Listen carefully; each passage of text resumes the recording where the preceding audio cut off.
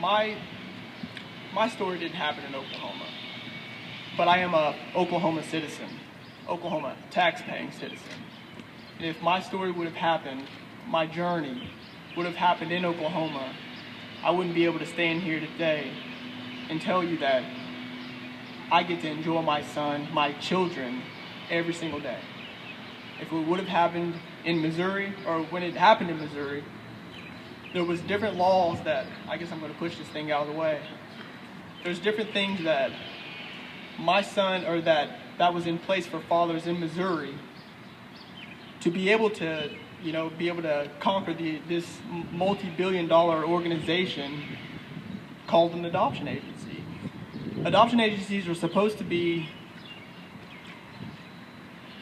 agencies that help bring families, make families whole. Well, in my case, they tore us apart. My journey begins in December of 2009, when the mother of my son came to my house and told me she was pregnant. She brought a pregnancy test out of the box. I didn't know what it was. She just told me, she just held it up and said, "Hey, I have something for you." She walked into the bathroom, and she came out, and it was a positive test. I had my doubts, I had my questions, because in past arguments before, she would always end it in, "Well, I'll just go get with this guy or this guy." So I had my doubts. Not that I was scared of being a father, but if it was mine or not.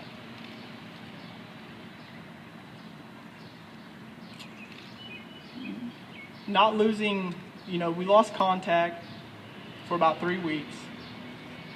And then we contacted a little bit. And then March 2010, I got a phone call from an adoption agency.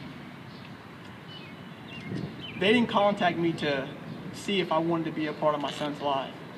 They contacted me to tell me that they were there to get rid of my son, so that they can they already had a family picked out, and to let me know that I needed an attorney. Well, I was a college student. I knew nothing about law. I didn't know the first step to becoming a father. Well, I told my mom about it. That's my keeper. That's my father. And she told me that, "Did you know that she was pregnant?" We had our discussions, and I had no idea. Mother lived in a different state. So after some time, Mother and I started getting in contact again around July 2010. I had asked her about, if she was still interested in giving the child up for adoption. She said no, that she had some time, and she thought about it, and she didn't want to do that anymore. She wanted to be a mother. Keeping contact with her, getting closer to September, she told me that that's whenever he was going to be born. Well, as we neared September, the early part of September, she changed it to the end of September. That mother stated that she was going to have to be induced to give birth to my son, and that I could come then.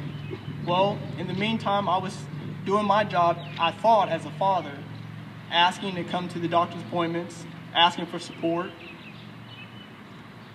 All of those she denied me of. I was living in Oklahoma. I even traveled up to Joplin several times for doctor's appointments, and she never answered any phone calls, never replied to my text messages. But soon after, a few days later, she would reappear.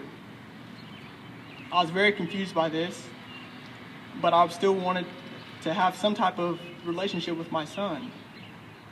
Mind you, I had no idea if he was mine or not. But I still wanted to do my part because I never had a father. This is really hard to talk about. So September 29th was the day that she was supposed to be induced. Talking to her, I remember specifically speaking with her on September 6th, staying late up with her talking about her contractions, her talking about her belly aches, her headaches, her cravings. September 15th, talking about all of the heartache and, you know, her back problems and all this because she was nearing to having a baby. Well, September 29th came.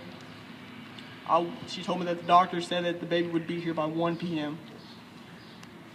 So I packed my bags, I packed his bags, hoping that I would be able to say a child is mine. My plan was to get a DNA test on the day of her being induced.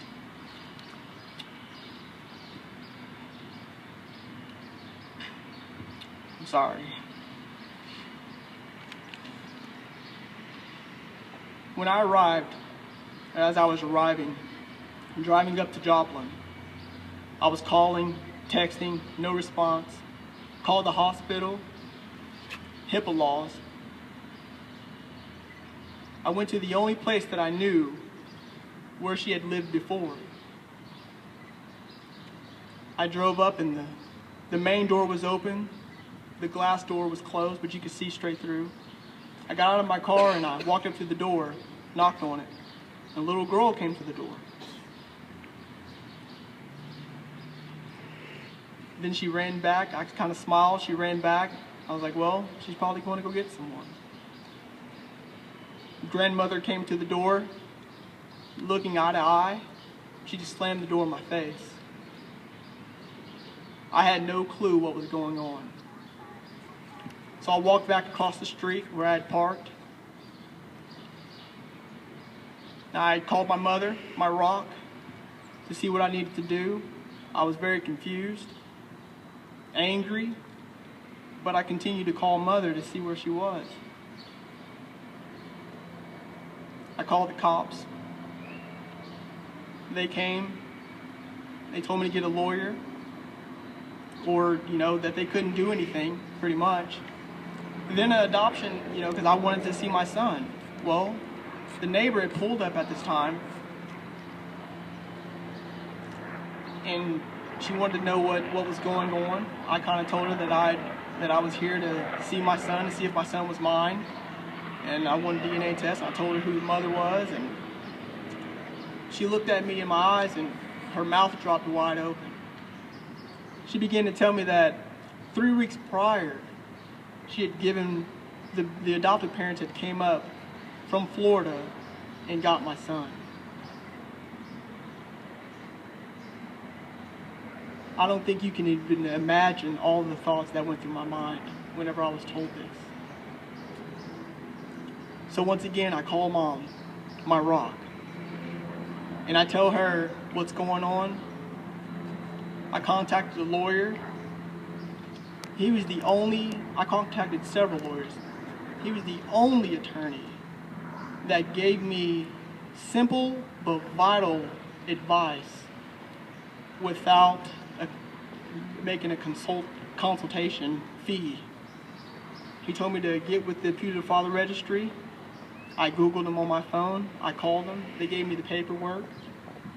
I went to a local DHS office to obtain the paperwork.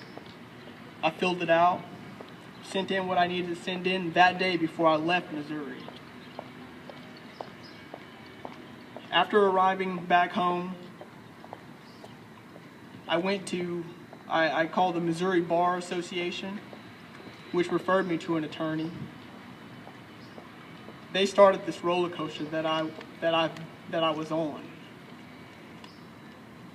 It was a 3-year battle. Tons of money. Per court hearing, there was 5 or 6, sometimes even 12 attorneys against me and my attorney. They wanted to push this through. From July of 2010 till September, me and Mother kept frequent contact, talking 2 and 3 times per day. And they still push this adoption through. They went in front of courts, judges, told them they had no clue where I was, but they knew where I was all along. Their excuse, he was a jock. He was a college athlete. He doesn't want his kid. He's not here.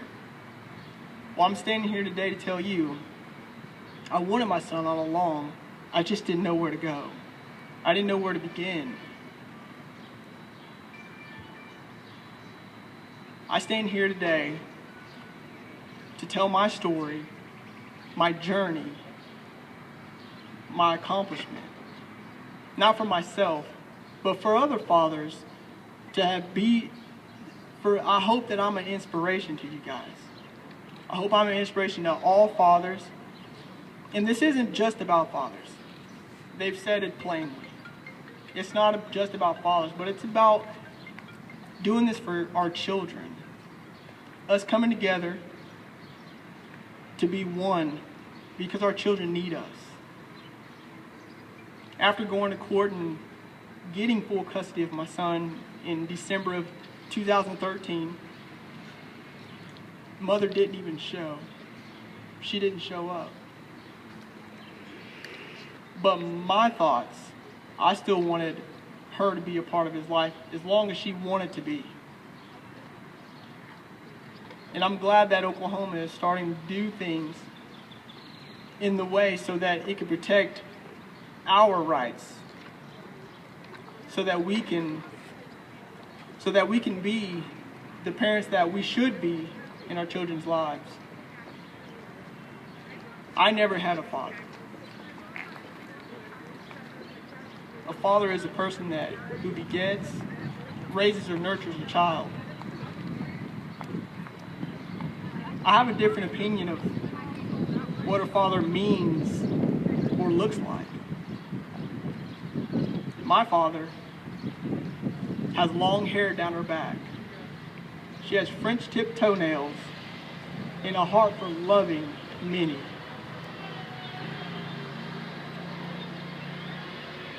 I just want to in closing, I want to thank God for never turning his back on me even though I have on him.